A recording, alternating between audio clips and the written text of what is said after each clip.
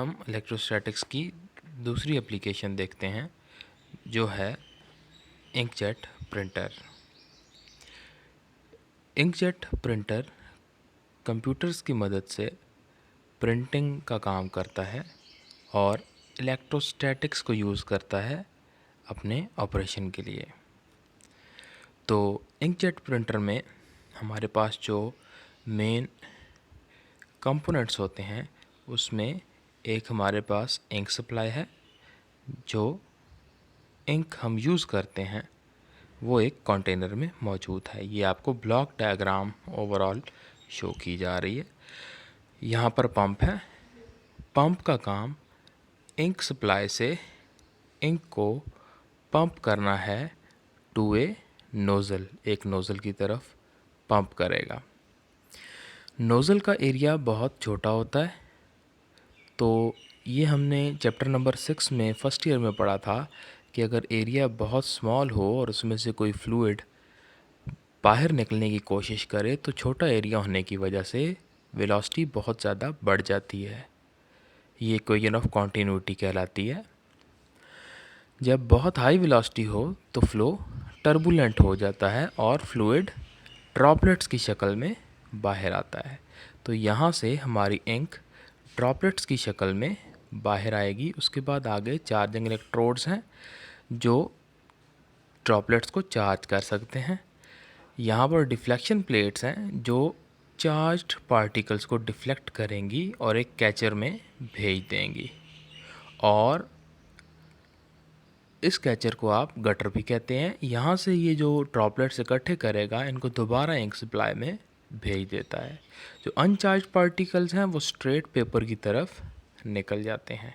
तो जब आप कंप्यूटर से कमांड देते हैं तो कंप्यूटर सिर्फ ये सेंस करता है कि पेपर में कौन सा हिस्सा वाइट है और कौन सा हिस्सा रिटन है, या उसमें कौन सा हिस्सा कलर्ड है। यानी ब्लैक कलर की अगर राइटिंग है, रेड कलर की राइटिंग है, तो राइटिंग के पोर्शन को वो ब्लैक या कलर्ड कंसिडर करता है और रिमेनिंग पेपर को वाइट कंसिडर करता है। तो कंप्यूटर जब सिग्नल देगा, जब आप प्रिंट की कमांड देंगे तो वो सिग्नल चार्जिंग इलेक्ट्रोड्स को भी मिलेगा और यहाँ से पंप और इंक सप्लाई को भी मिलेगा। तो पंप इंक सप्लाई से इतनी इंक कलेक्ट करेगा जो पूरे पेपर को ब्लैक कर सकती है।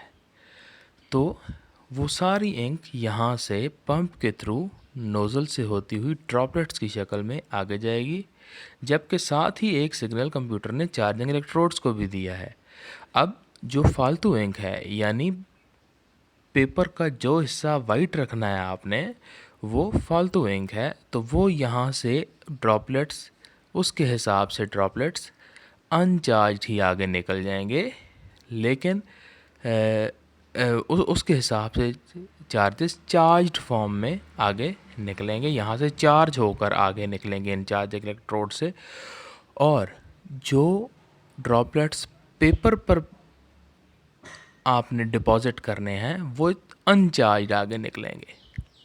जो वाइट पोर्शन के लिए इंक फालतू में यहाँ से निकली है वो चार्ज होकर आगे जाएगी, और जो पेपर पर प्रिंट होने वाले ड्रॉपलेट्स हैं वो अनचार्ज आगे निकलेंगे। यहाँ पर डिफ्लेक्शन प्लेट्स हैं, तो वो चार्ज्ड पार्टिकल्स को, यानी जो वाइट पोर्शन के लिए चार्जेस निकले हैं उनको, क्योंकि वो चार्ज हो चुके थे, वो डिफ्लेक्ट होकर कैचर में या गटर में आ जाएंगे, जबकि जो रिटन पोर्शन के लिए चार्जेस हैं वो आगे निकल जाएंगे, स्ट्रेट निकल जाएंगे।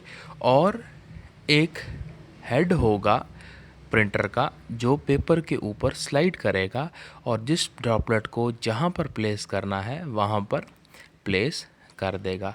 तो आपको अपना एक प्रिंटेड पेपर रिसीव हो जाएगा। तो ये भी एक इलेक्ट्रोस्टैटिक्स की एप्लीकेशन है कि यहाँ से जो हमें चार्जेस नहीं चाहिए थे पेपर के ऊपर, उनको इन चार्जिंग इलेक्ट्रोड्स ने एक चार्ज दे दिया और वो डिफ्लेक्ट होकर हमारे पेपर पर डिपॉजिट नहीं हो सके। तो ये था हमारा इंकजेट प्रिंटर जो ब्लैक प्रिंटिंग और कलर प्रिंटिंग के लिए यूज़ किया जाता है।